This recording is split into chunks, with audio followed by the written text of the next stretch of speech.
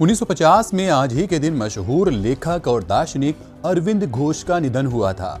Arvind Ghosh British राज से भारत को आजादी दिलाने के संघर्ष में भी शामिल थे।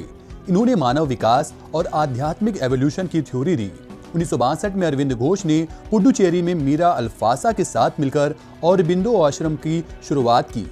Essays on Gita, the life divine, the human cycle, on the Veda आदि इनकी प्रमुख रचनाएं हैं। 1955 में आज ही के दिन एसटीडी यानी सब्सक्राइबर ट्रंक डायल की शुरुआत हुई थी।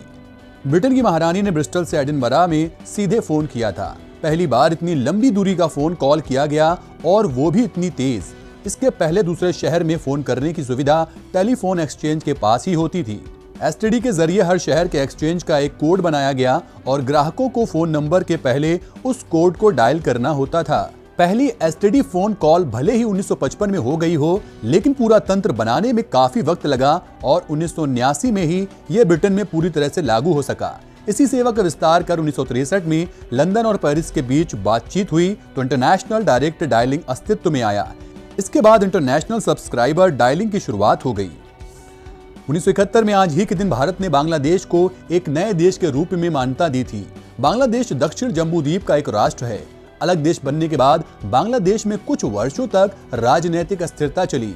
देश में 13 राष्ट्र शासक बदले गए और 4 सैन्य बगावतें हुई। विश्व के सबसे जनबहुल देशों में बांग्लादेश का स्थान 8वां है, लेकिन क्षेत्रफल की दृष्टि से विश्व में 93वां स्थान है। देश की उत्तर पूर्व और पश्चिम सीमाएं भारत और दक्षिण पूर्व सीमा म्यांमार देशों से मिलती हैं और इसके दक्षिण में बंगाल की खाड़ी है।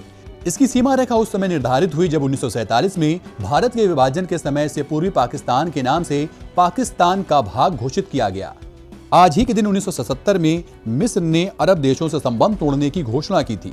मिस्र के तत्कालीन राष्ट्रपति अनवर अल सादात ने सीरिया, लीबिया, अल्जीरिया और दक्षिणी यमन के राजनयिकों को आदेश दिया कि वो 24 घंटे के अंदर मिस्र छोड़कर चले जाएं। सादात का यह कदम इन 4 देशों की उस संधि के विरोध में था जिसे त्रिपोली समझौते का नाम दिया गया था। पीएलओ भी इस संधि का हिस्सा था। इसमें इन देशों ने मिस्र के साथ सभी रिश्तों पर रोक लगाने की बात कही थी। इन मुल्कों का मानना था कि अनवर सादात ने इजराइल का दौरा करके एक गलत कदम उठाया था। सादात के इस दौरे के बाद मिस्र ने इजराइल को मान्यता दे दी थी, जिसकी मौजूदगी को अरब देश मानने से इनकार कर रहे थे। और 1995 में आज ही के दिन श्रीलंका की सेना ने जाफना पर कब्जा कर लिया था। श्रीलंका के तत्कालीन उप विदेश मंत्री लेफ्टिनेंट कर्नल अनिरुद्ध रातवत्ते ने उत्तरी शहर पर देश का झंडा लहराया। इस जीत को 12 सालों से जारी गृह युद्ध में श्रीलंका की सेना की ऐतिहासिक जीत बताया गया। जश्न में मौजूद वरिष्ठ अधिकारियों ने कहा कि यह जीत तमिल टाइगर्स के खिलाफ है, न कि तमिल समुदाय के। सरकार ने लड़ाई के कारण विस्थापित हुए तमिल नागरिकों से आग्रह किया कि वो वहां वापस लौट जाएं। 1983 में शुरू हुए युद्ध में तब तक 40,000 से ज्यादा लोगों की जानें जा चुकी थी। इस जीत के बावजूद जाफना प्रायद्वीप के बड़े इलाके पर विद्रोहियों का कब्जा था।